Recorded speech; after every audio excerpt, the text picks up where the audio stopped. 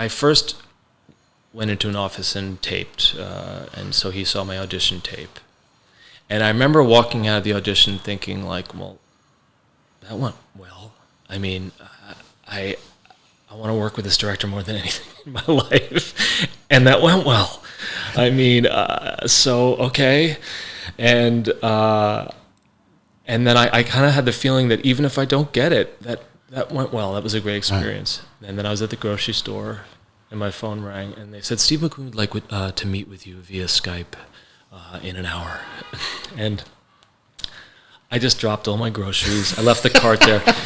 I didn't know how to Skype, so I called a friend. I was like, I don't know how to Skype. And I remember she said, okay, first of all, calm down, breathe. And I was like, okay.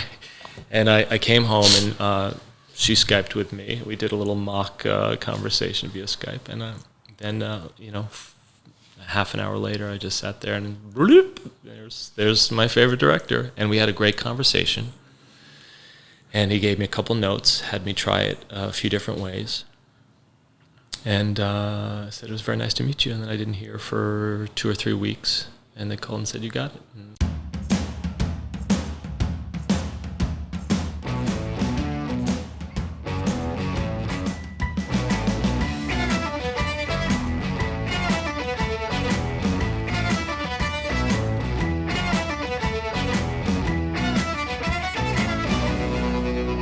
We would like to thank our title sponsor, B1 Bank. B1 Bank knows that entrepreneurs like you are always thinking one step ahead. So you need banking solutions that can keep up. It begins with lending. Does your business need working capital or financing for new equipment? How about a real estate or a construction loan? Good news, the B1 lending team is ready to learn your goals and help you find the best lending option available. Now let's talk about uncomplicating your daily cash flow. B1 offers a full array of treasury management services that let you collect funds faster, pay funds more efficiently, and access your information with powerful online tools. Most importantly, B1 understands the value of working with local nonprofits to build a stronger community. They believe in giving back through hands-on involvement with their B1 Community Outreach Program because it's simply the right thing to do. B1 Bank. Be uncomplicated. To learn more, visit b1bank.com. Equal housing lender, member FDIC. Hello, I'm Andrew McClendon, your host of the Next Entrepreneur Podcast. We're here today in the home of actor Jay Huguley. Jay, welcome to the podcast. Thank you. It's good to be here. Yeah, we're in Los Angeles in your beautiful home, and I've read a lot about it. I love doing the research on you, including your home. And what can you tell us about it? It's so beautiful. It was built in 1936, a man named William Kessling, who designed homes. They called them streamlined modern. So it was after the Art Deco period and before the modernist period. And they looked like ships, a lot of them. And he lived and worked in this neighborhood in Silver Lake. In fact, my favorite oyster bar is at the bottom of the hill, and that was Kessling Modern Structures. That was his office. No way. So we designed my house out of that building. And it was just very streamlined, lots of glass and curved windows. And he's a very, very talented guy. Yeah, it's very cool. I read that you, in an article that said that you'd filled it with things you loved. Yeah, just things I've collected over the years, and paintings and photographs and books. And And what is this area called? It's called Silver Lake. And how long have you been here? I've been here since I bought the house in 2007. Yeah. Yeah. And what about L.A. in general? I've been in L.A., the first time I came was with a play that came from New York, and I was here sort of temporarily, but it was about a year, and then I went back to New York for 6 months. So I would say the mid-'90s. Oh, yeah? Yeah. So, but you grew up in New Jersey? Yeah, Tenafly, New Jersey, right outside Manhattan. I wanted to ask you a couple of questions about that. But first, can you tell us a little bit what your childhood looked like in the late 70s or late 60s and 70s? Very suburban. My 2 older brothers and I went to the Tenafly public schools, and it was very green and lush, and we all played sports, and it was a really nice growing up in New Jersey, very suburban.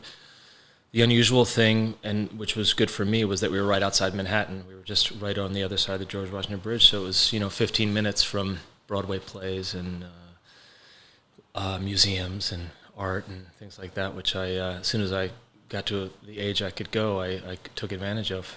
Yeah, I was assuming that might have been the case. I didn't read much about that, but you were able to get into the city. I was, that my parents would take us in for our birthdays, and we'd see the Rockettes or whatever, and I saw the first production of A Chorus Line and Evita and all those things. So it was exciting. I'll tell a quick embarrassing story about myself, but my wife's parents lived in New Jersey for a while, and so I probably was 25 the first time I went to the city, and they wanted to go see a show, and I'm thinking I'm a guy. What is a guy? Guys don't go to Broadway shows. Right. And I went reluctantly. And within 3 minutes, I'm like, okay, got it. I get it. These are the most talented people in the world. And it just, seeing a good play just opens up your world, I think, in a way that like, wow, these people exist, and they're from different parts of the world. And we've seen so many fantastic shows since then. Yeah. It's just amazing. Yeah. So many. But so do you think that's where the bug bit?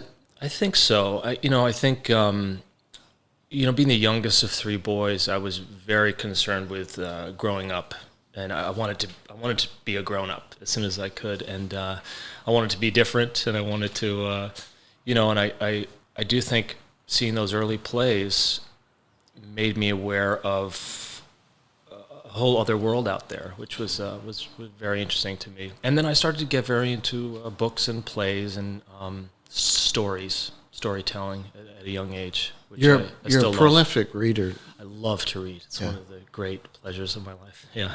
And travel. Uh-huh. And I frequently see a mixture of those two things. Frequently see images of you at remote places reading. To read a good book in a beautiful place is my favorite thing. I think the last one I saw was you were in Key West and you're reading a Hemingway book. I just saw the Ken Burns documentary on Hemingway, which is in 4 parts, and it's just fascinating. There's 2 whole parts about Key West. And I thought, wouldn't it be nice to go read some of those books that he wrote there, where he wrote them, and so I did. That's awesome. Yeah. So, growing up in high school, did I read you were in a boarding school? Went to boarding school in 10th grade. 10th grade. And how does that work? Well, it wasn't that far. It was about an hour and a half away in Princeton, New Jersey. And, I was a swimmer, and they had a great swim team, and that was part of the reason I went. And it was just more right for me. I think I was more interested in some things that they offered there than I could have gotten where I was. And I think I was very homesick the first week, but that wore off pretty quickly. And it was nice. It was sort of perfect because I was only an hour and a half away from mom and dad, but still a grown-up in some ways. And now your brother said you're a very accomplished diver. I was, yes. Yeah. I mean, diving is not a sport you can kind of keep up for the rest of your life because it starts to get a little dangerous if you're out of practice. But I did it from a very, very early age through high school. Okay. Yeah. And college, you spent some time overseas? I did. I went to the University of London for just a year, but I spent most of my college years at American University in Washington, D.C. So political science, double major in communications? Yeah. Uh-huh. So did you see yourself as going into the politics? I don't know about that. I was very interested in politics. I was interested in anything that had to do with people and places. So history, politics, English, literature, math, science, not so physics, not so much. But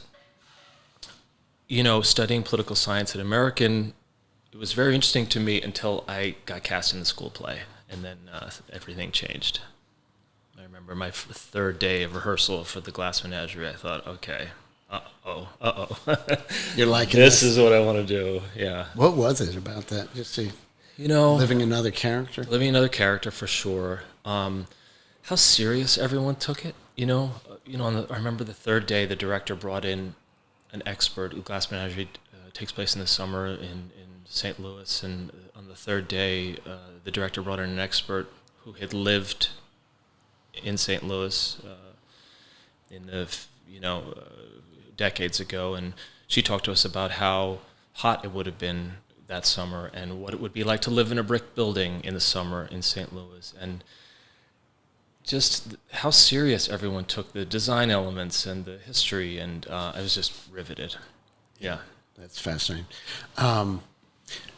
You did spend some time in a campaign for presidential campaign. Tell us about that. How did you get there? And is there a story or two you can share about that? I was just offered the job. I got out of college. I was studying political science, and I was offered a very, very low-hanging job for the Bush campaign in Bush Quayle 92 or right. Like that. And I started out as a volunteer, and then I just worked very, very hard, so they kept promoting me, and it was a great job. I learned a lot about work ethic there, right. For sure. That if you work very, very hard, and I remember there was nights I was like bringing another suit to the office and showering there. I mean, I was working very, very long hours. I now understand that's what a campaign is, but at the time I thought, I learned a lot about hard work there and how much that pays off for sure. It's really interesting if you look back on that time. Imagine about when you started in the campaign, or maybe well before, Bush was riding so high. Yeah. And then things just turned on the Gulf War. They did. And 6 or 8 months before, he was a shoo-in for a second term. Yeah. Right? So, what was that like going through that experience? And because you were working as hard as you could, right? As hard as we could, and it was the no new taxes thing too. Right, For me, it was a job, and we lost, so it was a very hard thing. But it was an incredible learning experience to see how a tide can turn so much, and just all the trouble that everybody went through to get this man reelected, and the big takeaway for me during that time was they were very good people, all of them, whether you agree with them politically or not. Right. They were good dads and good friends, and I remember seeing Dan Quayle on a monitor because I worked with the Quayles a lot too, and I remember thinking, he looks completely different on a monitor than he does in real life. He looks incredible in real life. He looks incredibly presidential, and and then you see him on a monitor, he looks not so much. Yeah. And that was interesting. So you did that for a while, and then you did some modeling, but you also, I guess there's this story how you were discovered that I was intrigued with. Yeah, that was my lifeguarding job. There was a woman who worked in fashion in New York, just kept saying, look, if you ever wanted to try this, I bet you could. And I think the third time she asked me, she said, I'd be happy to take you and your mom into the city and to meet some of these people. And she did. And I think I got one job right away. And it seemed like very easy, quick, good money. And I met a lot of really smart, creative people. That was sort of my introduction to a creative life, too, because there's that's pure modeling we're talking about. That was just what they call print work and catalogs and things like that. But, on every job, there's a client, a director, a photographer, a makeup artist, hair person, stylist, So that was sort of my introduction into a creative life. So, it sounds pretty interesting. You have, people coming up to you and say, hey, you're a really good-looking guy, right? And we want you to come into the greatest city in the world and put on these, expensive, beautiful clothes and let us take pictures of you. Right? I think that part of that is true, but I think you're also very quickly introduced to the there's so many other people that are better at it than you are, or that are more successful than you are, or so you get. I guess my point is you get humbled very, very quickly. Yeah. But you were able to take that overseas and do some art. And tell us about your European adventure. You know, I after I graduated from college, I wanted to travel before I settled down somewhere. So I took a year off and traveled and lived in Europe for a while and worked there a little bit. And worked in Milan and Paris and London. And it was a very exciting time. And, you know, it was never, doing modeling was never something I wanted to pursue for the rest of my life, but it was certainly fun and exciting. And you're humbled. I mean, I remember, I was telling the story the other day. I remember going to meet Versace, the designer, and before his fall collection, he'd bring 5 people in at a time, and 5 guys, and he'd say, va bene, va bene, va bene, no va bene, no va bene, va bene, like, and then they would just sort of lead you out. And I was no va bene, because I wasn't a big, you know, but anyway, it's a very humbling experience. Yeah, I mean, some of the companies that I read that you worked with were, you know, top. I got to work tier. for Armani because I was tall and skinny, and the suits fit me great. And didn't get to work for Versace because the clothes are sort of made for bigger guys. But yeah, it was fun. Yeah, that's exciting. So you're back in the U.S. How do you start your acting career? It's by going to acting school. I started studying acting more intensely at the Lee Strasberg Institute in New York, and slowly started to get small parts in plays. And then I got a part in a play that moved out here. And everyone in the cast was from New York, and everyone in the whole cast thought, "Oh, it's awful out here. It's so sunny. It's too hot. It's so bright. The people are cheesy." And I was exactly the opposite. The minute my plane landed, I was like, I love it here. I learned to surf. I learned, you could hike in the middle of the day. It's 80 and sunny every single day. And also there's great museums and great galleries and art and great theater and a lot of artists here. So I loved it right away. And I've been here ever since. So we all hear about the starving artists, right? And there's certainly some reality to that. What was your experience? I mean, when you're just starting, it's kind of a catch-22 thing, right? They want someone who's got some experience, but where do you start? So help us understand what that audition process looks like, and you can't have a problem with rejection and survive in this business. No, you cannot. Help us understand what that really looks like. And still, I mean, I've been doing this, however many decades, and I'm still, we still get rejected all the time. There's jobs we want, we don't get, but then, you don't get it, you don't get it, you don't get it, and then you get one, and it's really, really exciting. I mean, if there's one thing I wish I could have learned earlier, is that in an audition, you can't go in there like, please pick me. You have to go in there with a real sense of confidence. Like, this is how I would play this part. This is how I would solve your problem. So I learned, now I go in and I move a chair in the room and I say, is it okay if I come in from over here? And, I'm going to use this chair as the third person in the scene. And I sort of direct myself in the audition. So they kind of get a sense of like, oh, this guy knows what he's doing. He's going to bring some good ideas. And he's not going to, be nervous or, so I wish that I could have, as a younger actor, saw an audition more as, how can I solve your problem in terms of finding the right part for this, or the right actor for this part, rather than please pick me. There's a story where you, in a play, were playing opposite, at least for a few days, one of the greats in the industry, and I think it was Lee Strasberg's wife Anna? Yes, was friends with Sophia Loren. Yeah, I didn't play opposite her, but when I first came out here, I stayed with Anna Strasberg. She was my teacher in New York, and when I came out here, I stayed in her house, and it was really I was in my 20s, and she knows just everybody from and the doorbell at her house would ring, and I would answer it, and it would be Sophia Loren one day, and then the next day the doorbell would ring, and I answer it would be Al Pacino, and I couldn't believe it. Yeah, it was very exciting. That's fantastic. They all loved Lee Strasberg. So.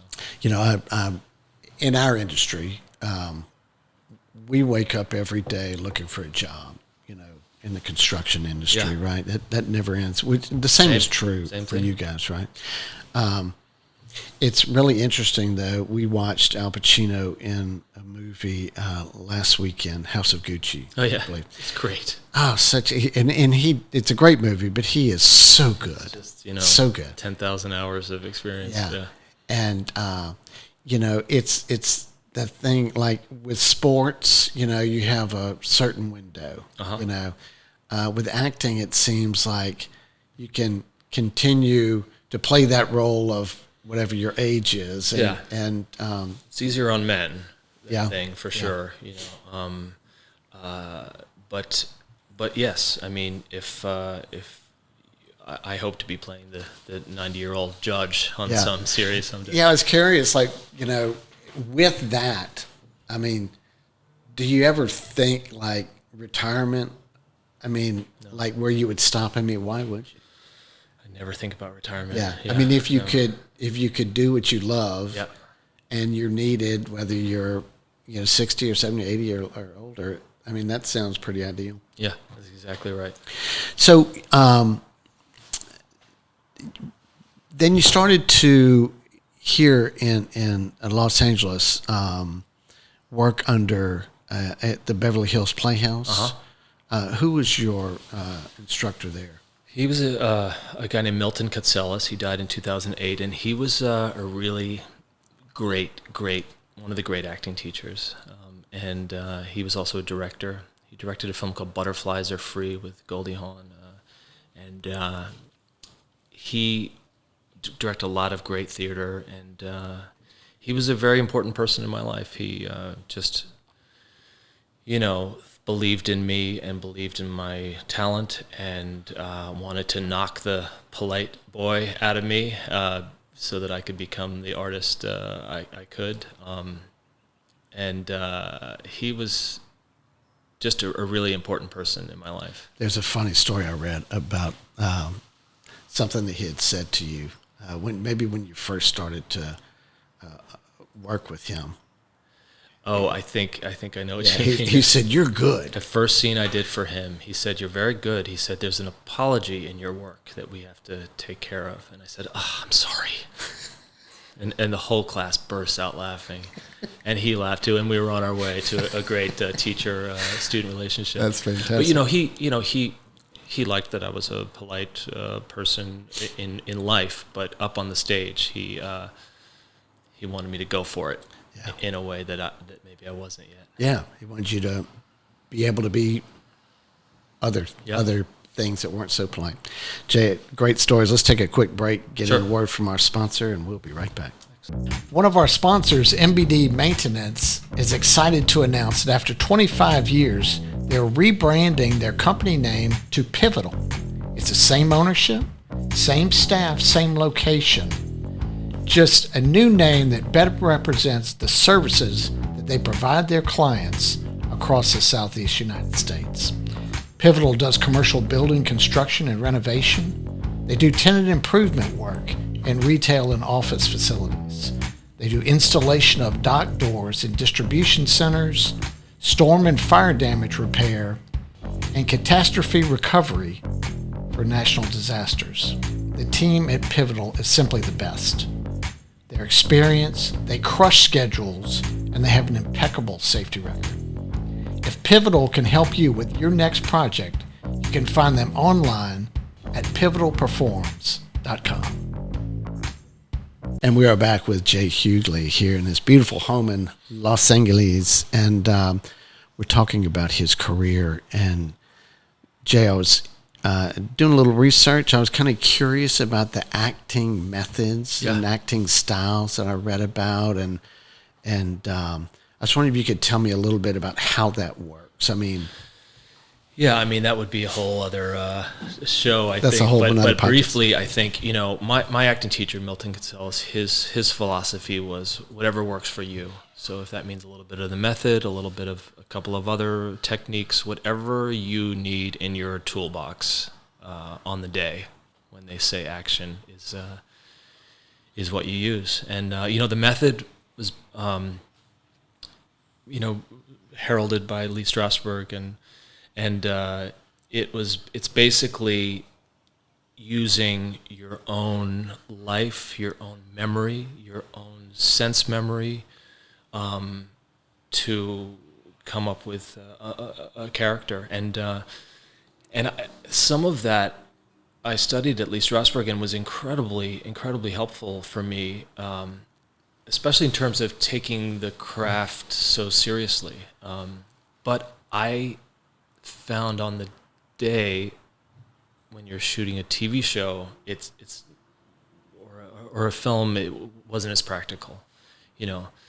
If you need to cry, let's say, right, in a scene, and what makes you cry is the smell of the lemon tree outside your grandmother's house when you were a child or whatever, right, you would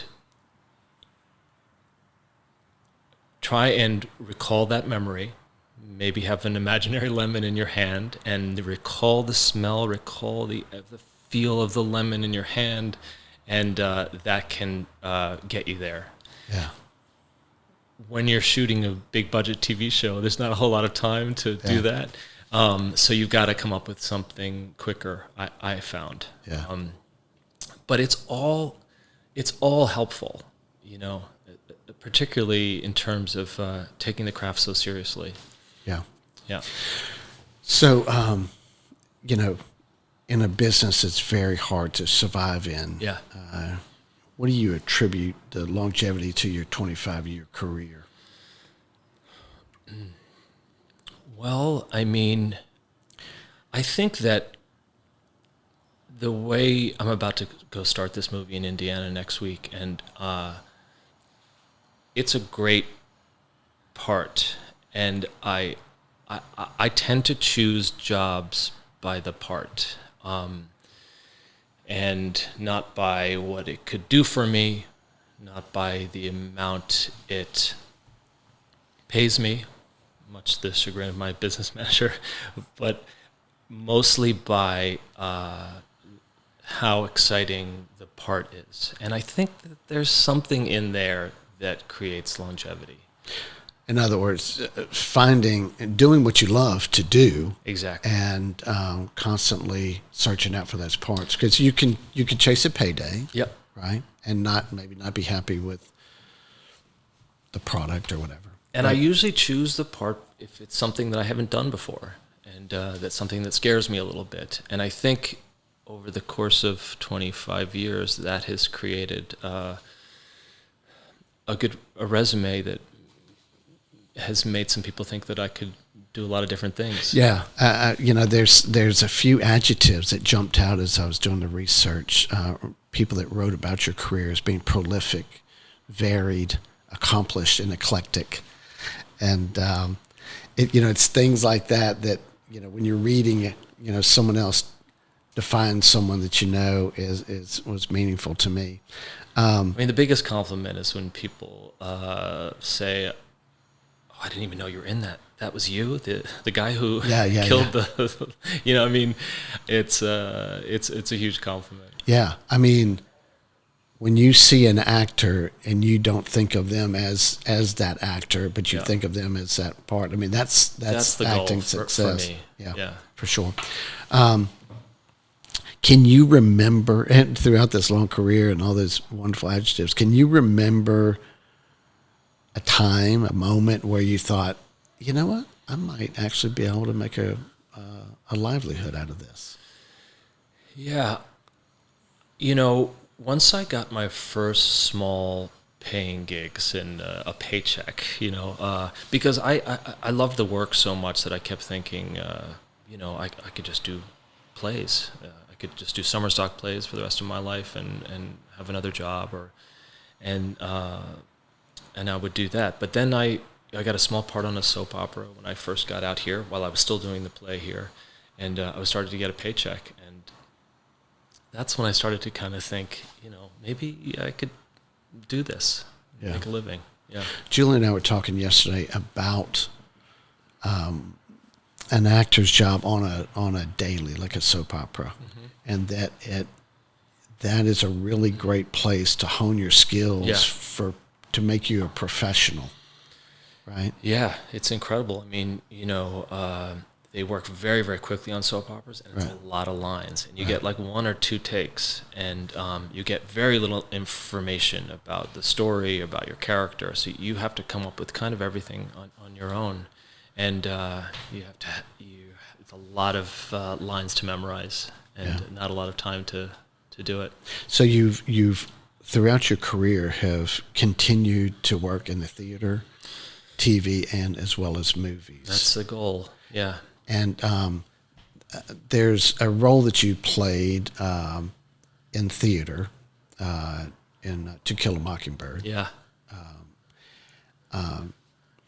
And it's, from what I read in some articles, it really seemed to resonate with you. And I think tell us about that experience and how that worked for you as an actor. Well, I mean, it was one of my favorite books of all time, and they were doing it at a big, beautiful theater up in northern Iowa. And the director called me, and she thought of me for the part, and I went up there, and I was living in a cabin on a lake and rehearsing every day with some of the best actors you could find. And a really special thing about that was Mary Badham, the actress who played Scout in the original movie with Gregory Peck, came to opening night because she had heard good things about it. And so I got to meet her and have dinner with her afterwards. And it was just a great experience. It's a great story. It's a great part. And so you're playing Atticus Finch. Yeah. And I was intrigued with the role that you played there. But and, as it related to social justice. And then a carry, to maybe be the opposite end of the spectrum, or I don't know how you would say that, onto the big screen in 12 Years a Slave. Yeah. And you're playing the role of the sheriff. Yeah. And there's this element of your role is it's dealing with that same issue of social justice. I was just curious if you ever pondered on those two roles and that subject matter. Yeah, I mean, I haven't put those two together, but it is definitely a dream of a young actor to be a part of something that's important or that people are affected by, and both those things were that for me. Yeah. 12 Years a Slave was, I love that director so much. It would have been my dream to work with him. And so when I got the audition, it was just thrilling. And that was directed by Steve Mcqueen? Yes. That is pretty daunting. I understood that you met him over Skype. Yes. Is that how he kind of interviewed you to see if you're the right guy for the job? I don't even know if I first went into an office and taped, and so he saw my audition tape. And I remember walking out of the audition thinking, like, well, that went well. I mean, I want to work with this director more than anything in my life, and that went well. I mean, so okay. And then I kind of had the feeling that even if I don't get it, that went well. That was a great experience. Right. And then I was at the grocery store, and my phone rang, and they said, Steve Mcqueen would like to meet with you via Skype in an hour. And I just dropped all my groceries. I left the cart there. I didn't know how to Skype, so I called a friend. I was like, I don't know how to Skype. And I remember she said, okay, first of all, calm down, breathe. And I was like, okay. And I came home, and she Skyped with me. We did a little mock conversation via Skype. And then, half an hour later, I just sat there, and there's my favorite director. And we had a great conversation. And he gave me a couple notes, had me try it a few different ways. And said, it was very nice to meet you. And then I didn't hear for 2 or 3 weeks. And they called and said, you got it. And we're going to get on a plane for Louisiana tomorrow. Yeah. Yeah, that's amazing. We love that movie. I love it too. And, you know, just reading the script, the first thing that stuck out to me was that, you know, this is not really what we learn in school about it all. Right. This is not the version of slavery I learned. So it was really nice to be a part of that.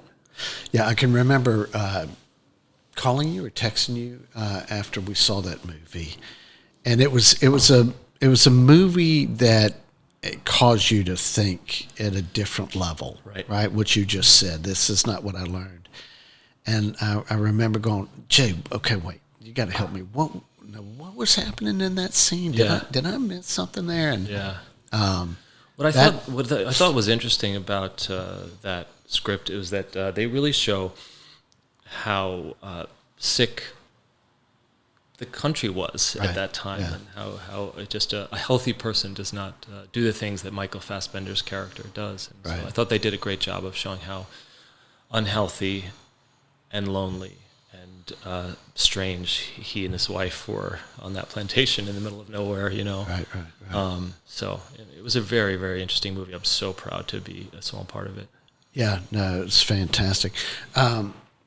There was something that you said. I'm gonna drop back to the play To Kill a Mockingbird. There's something you said that, and maybe this was in the second set where, and maybe I don't have my plays right here, but there was something early on in your career where you're playing this role, and in the second set you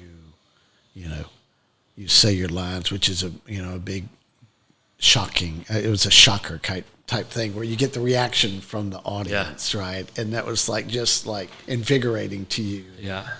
I was wondering if you could tell us about that. Yeah, I mean, it's one of the things that thrills me so much about live theater is that the audience is part of the experience, and you can feel them, you can hear them, and it's my job to take them along with me in the story. And I mean, I think what you're referring to is the first play I did in college, which is The Glass Menagerie. Okay. I remember revealing a big piece of information. It's when the gentleman caller reveals that after this whole thing that he actually has a girlfriend and he can't be with Laura anyway, and you could hear the audience go, and I thought, wow, that's a thrilling feeling. Yeah, I made them do that. I made them do that, and because I was believable. Right? Exactly. Exactly. That's fantastic. Yeah. So you've done so much. I mean, when you stop and look, you can do online searches, and it will show probably not everything, but a lot of things that you've done year by year. And really, when you look at that body of work, Jay, it really is overwhelmingly impressive. And again, from all different forms, whether theater or TV or the big screen. Thank you. Some stick out. We've talked about the theater and the big screen. Julie and I recently watched True Detective for the first time. You played a role in season 1. Yeah. That's a season with Harrelson and McConaughey. And curious if you could give us a little insight to what's that like to work with, world-renowned stars in a scene like that. And, how many times are you doing that scene? What does that all look like? I mean, just like everything, they have to shoot things from absolutely every angle so that the editor will have options of what to cut from. So that scene took all day. They shoot it over my shoulder, over their shoulders. They shoot a wide shot from far away. They shot it from overhead, and it was a great day. I mean, I love that director, Cary Fukunaga, so much, and I am very proud of getting that part because I remember being in the room of who I was up against and thinking, I mean, they just had every great character actor that looked like they had just walked out of the bayou, And I thought, okay, I got to do a good job here because I would cast him or him if I was casting this. And so you're playing Jimmy Ledoux, who is a mechanic in he's the one person in the very, very dark family that sort of got his life together. And the brilliant casting director Megan Lewis believed in me and brought me in for that, and was very grateful. And I worked so hard on that audition, probably harder than I've ever worked on an audition before, and so I was thrilled when I got it. When it first came up, it was called the Untitled Detective Project or something like that, so it didn't have anybody attached yet, but they were saying, I think they're going to get 2 movie stars, so I was glad I went in knowing less. It was cool actually watching that. I think when we watched it may have been on Prime or something like that, but when you push pause, the actors pop up for that scene. And so it would have McConaughey, Harrelson, Huguley. And I think I took a picture of it and texted it to you. So that was very cool. Tell us about, is it Treme? Yeah. Treme. And so that was filmed in New Orleans as well? That was filmed in New Orleans. So you've done quite a bit of work in New Orleans? I have. I mean, Louisiana offered these tax credits years ago that moved a lot of production to Louisiana. So all of a sudden there was so much being shot there. Yeah. And I was very lucky because my family lives there. Yeah. Your father spent some time there, yes, and your brother. Sure. And so, Treme, you played Will Branson. Yeah, I played a developer from New York that was coming to New Orleans to sort of capitalize on after the Katrina, businesses that were happening there. I was trying to develop a sort of Lincoln Center like jazz area for New Orleans. And what's great about David Simon, who did The Wire, is that he drags you along, and you thought I was a good guy up until the very, very end, and I forget what it was, but I say something wrong, and everyone kind of looks at each other like, oh, I don't think this is a good guy. So it was fun to play someone who was seemingly on the right side of things, and then turned out not to be. Yeah, that's really interesting, because Katrina was such a, world-changing event for so many, but certainly because the people in New Orleans and the family there, that must have been kind of interesting. Yeah. So you've done so many other things.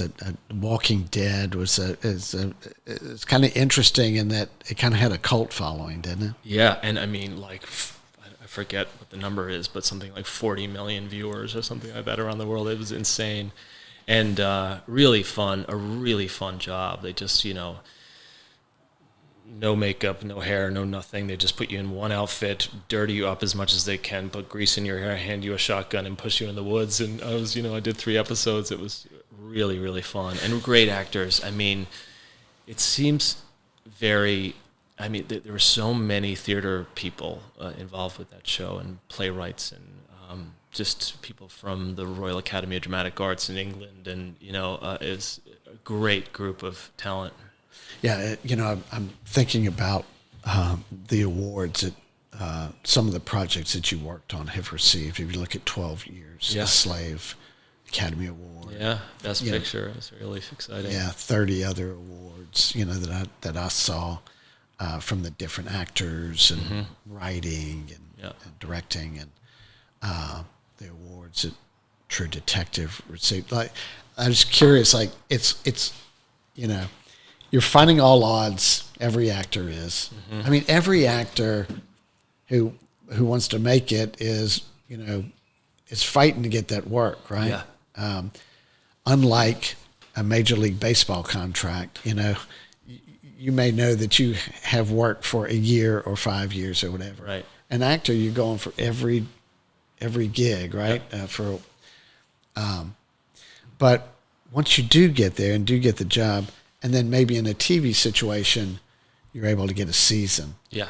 But now we look at it and we watch TV differently than we did 10 years ago. Sure. But, what's it like when you're waiting for that renewal? Like, are we going to get and I was kind of curious what those celebrations look like too. Yeah, I mean, we talked before about the rejection, and rejection is part of an actor's job, but also the waiting is part of an actor's job. I mean, it's mostly waiting. You know, you audition for something, it goes really well, and you have to wait a while to find out if you got it.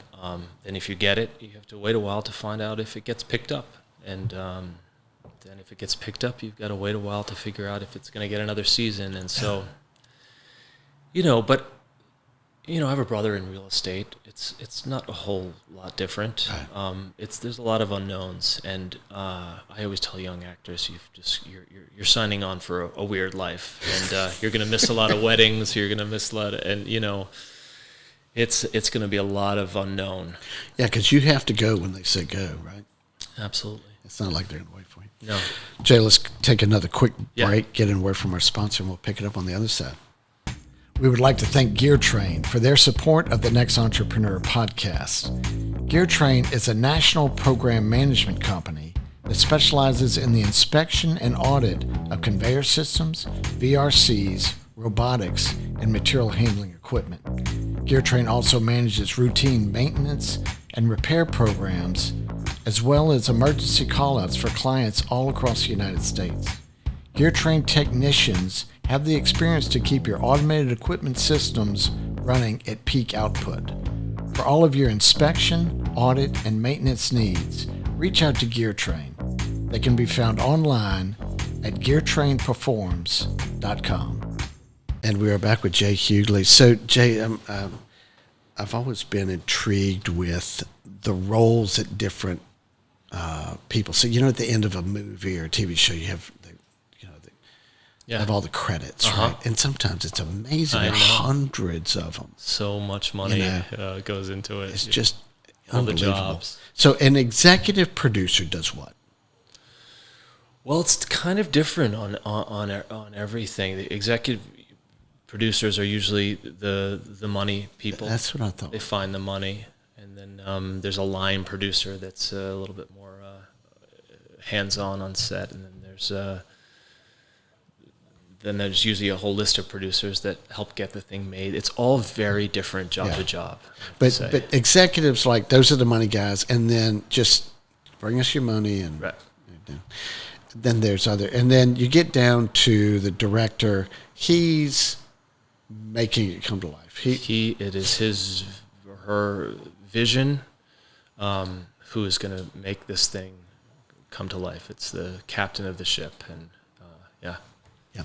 Okay. Now, help us understand the role of an agent. You used the term business partner, business manager, maybe rather earlier. Is that the same thing? No, I was thinking more in terms of person who helps me out with my finance. Finance guy. But an agent is your sort of is the one who seeks out the job. Finds you the scripts, finds you the auditions, sort of helps shape your career. I also have a manager, which is even a more sort of hands-on person that looks a little bit more personally into your career.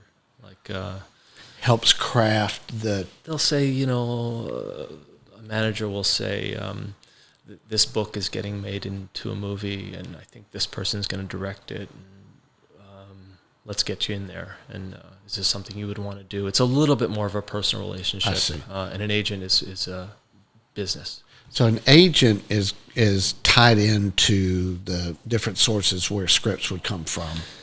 Yep. And they're bringing that to your attention. Are they going to do like everything from when you get the job to making sure you get there, and your the flights and your accommodations and are up to par, and they do everything. The agent's doing all of that. Yeah. Okay. And then your manager's helping craft maybe like you said, different projects that you could work on, but also your career. Exactly. So what role do you play in selling yourself? I mean, as an actor, are you supposed to stand back, or with social media the way it is today, is that a thing? Well, it's a good question. I mean, I think there has to be a balance, because you don't want. I'll speak for myself. You don't want people to know too much about you, because then they'll see you for certain parts that they might not see you for. I mean, you have to be able to put yourself out there, especially when you're working on something.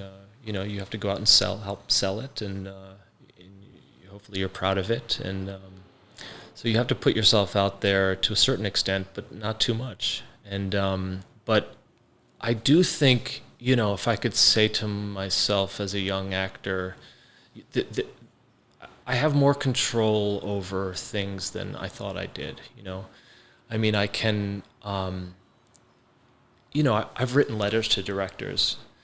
For years I thought, God, I should write a letter to that director. I loved his film so much. And then I had this little thing in my head that was like, that's not going to read it. It's not going to read a letter. I'm sure a million people write his letters. And I could count on one hand the times that I've done it, and they've always responded. Once I was cast almost immediately I think we can put ourselves out there, especially in terms of the work. I think any director would like to hear an actor say, I love your movies and I would love to work with you. And if there's anything I can do, let me know. And if this goes no further than me just telling you how much I love your movies, then so be it. But I'm always researching what's getting made, who's making it, who I might know involved, if I've worked with them before. I loved learning about the research that you would do for a part. Yeah. Like in 12 Years a Slave, we're back in the late 1800s, 1860s, maybe, and you're going and having to understand what that character may have looked like, and walk us through. Tell us what that was like. Yeah, I mean, for me, it's the best part. People walked differently then. They aged differently then.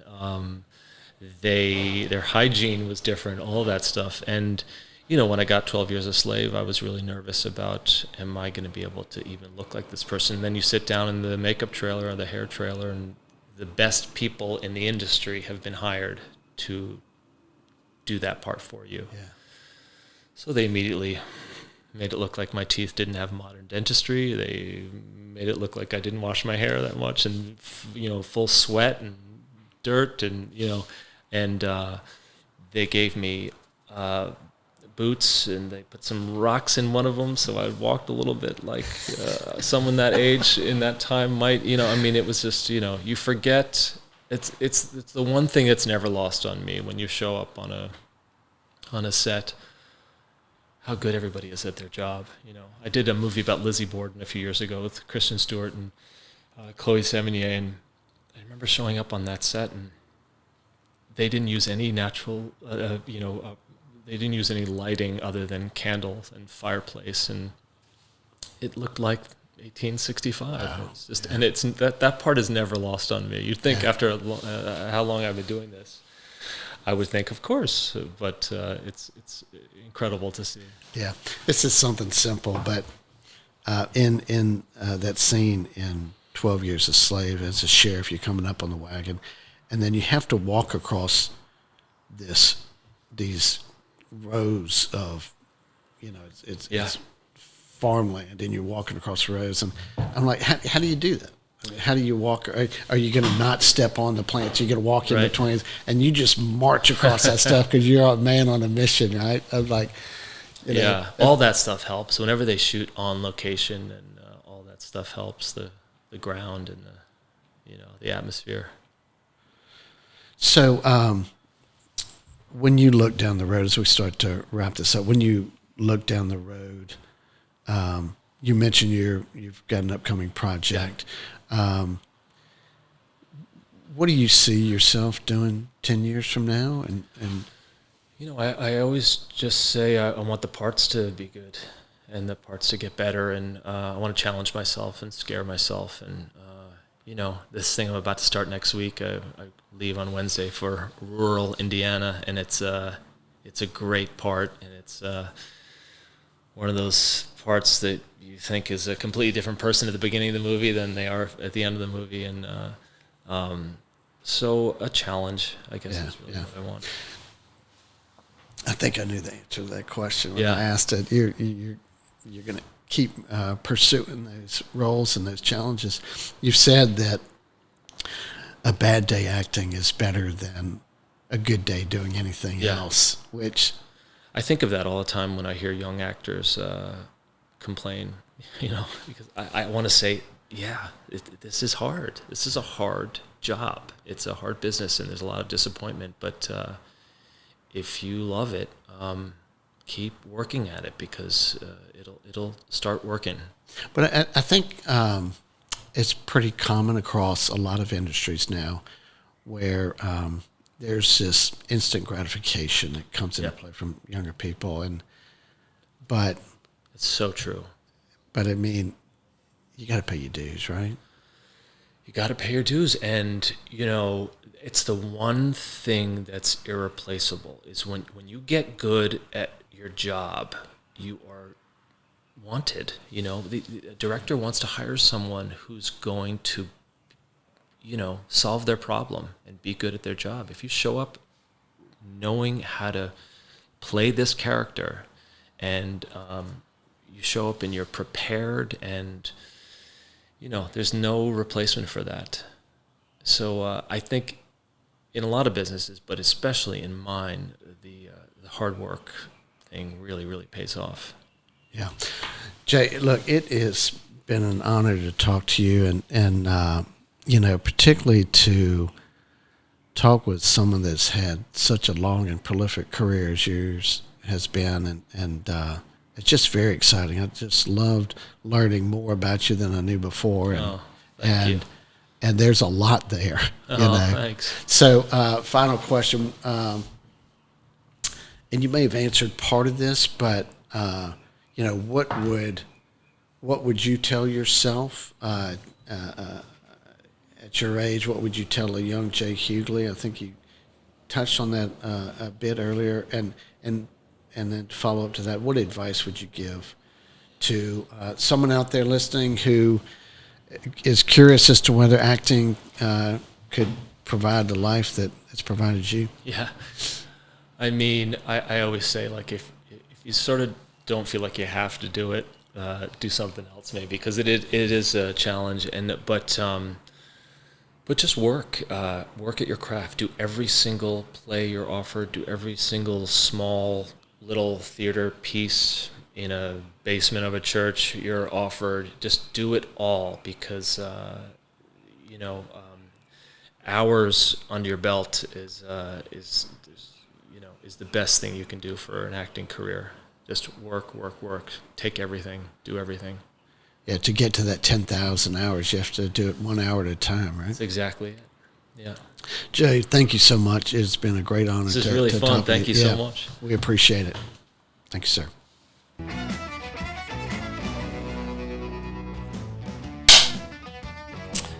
Everybody who knows Jay Huguley loves him. He's such a great guy. When I first made a list of guests that I wanted to do on the podcast, when I was starting, his name was on it. I thought I'd be able to catch him in New Orleans as he was coming back and forth from LA to film projects in New Orleans, and that just didn't happen because of COVID. And so grateful that we're finally able to catch up in Los Angeles at his beautiful home. When you look back over his 25 years, I thought I had a good grasp of what all he had been involved with, but it's so much more. And his diversity in theater, and TV, and the big pictures has allowed him to stay busy. And so even though rejection is a huge part of what he does, I think he has found happiness in what he does by selecting the roles that challenge him and where the characters have great interest. It was so fun learning about his journey. We appreciate the time that he spent with us. We appreciate you guys watching, and we'll catch you next time. We would like to thank our title sponsor, B1 Bank. They can be found online at b1bank.com. The Next Entrepreneur is produced by Propel Productions. You can find more information at propelyourstory.com. Don't forget to subscribe to the Next Entrepreneur podcast and hit the bell for notifications. You can also follow us on social media. The links are in the description below.